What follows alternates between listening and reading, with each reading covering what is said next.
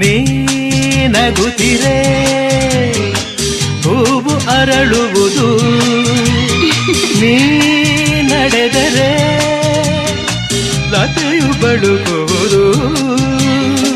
ಪ್ರೇಮ ಗೀತೆ ಹಾಡಿದಾಗ, ಪ್ರೇಮ ಗೀತೆ ಹಾಡಿದಾಗ ಕೋಗಿಲೆ ಕೂಡ ನಾಚುವುದು.